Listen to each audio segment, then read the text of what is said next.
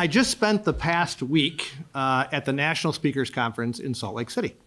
It's one of a few opportunities that I have to meet legislators from both parties, every state, all around the country. And the interesting thing is that it's a bipartisan group. It's Republicans and Democrats. And we have an opportunity during the course of the conference to do speaker-only sessions where we talk about what's happening in our chambers, where do we see the future going, how do we focus on making sure that each of our respective states is the strongest it can be. And it's interesting because when we had our discussion, every state, Republican trifecta, Democrat trifecta, and on top of it, the states that are divided government, they all had one thing in common, and that's an unprecedented level of anger and vitriol from special interests, and frankly, sometimes from members on both sides of the aisle. In Democrat states, they talked about that problem. In Republican states, they talked about that problem. Now, we see it in Wisconsin, that we have now been the subject of unprecedented lawsuits that are filed against the legislature. We see that we are now the subject of unprecedented attack ads focused by out-of-state special interest groups who we have no idea who's funding them. It's all secret dark money in an attempt to influence the process.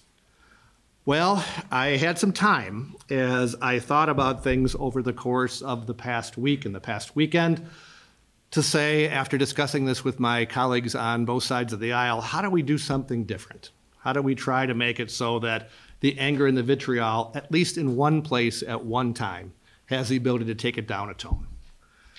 And I now see what the potential looks like if we have an unbiased process versus a biased process in how we conduct business in Wisconsin.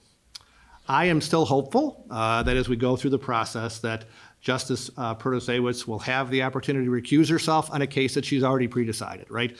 That is one of the things that this argument began with, but it's really not ending with. So every week, I'm sure like many legislators, I get thousands of emails. I probably get more than the average legislator. And I try to read the ones, especially from my own district. If you live in California or New York City, which seems to be a lot of the focus right now because that's where the Democratic money is coming from, I don't really care what people in other states think. But I do care a lot about what people in Wisconsin think, and especially the people who live in my district. And I think this is the time where we have the ability to say, what do we do that's different? What do we do that's not going to be the same as we've come to expect in our state?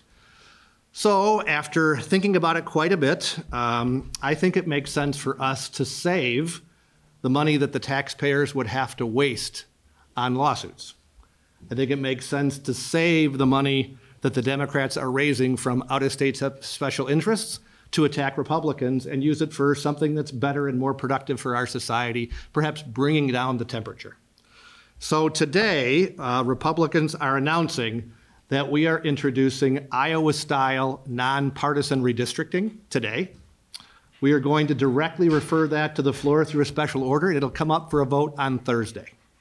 Now, we have a memo from Ledge Counsel which shows that the bill that we are drafting is as close as is humanly possible to using the Iowa model. Our Constitution is slightly different, so it can't be exactly the same, but it is as close as is possible by super smart lawyers.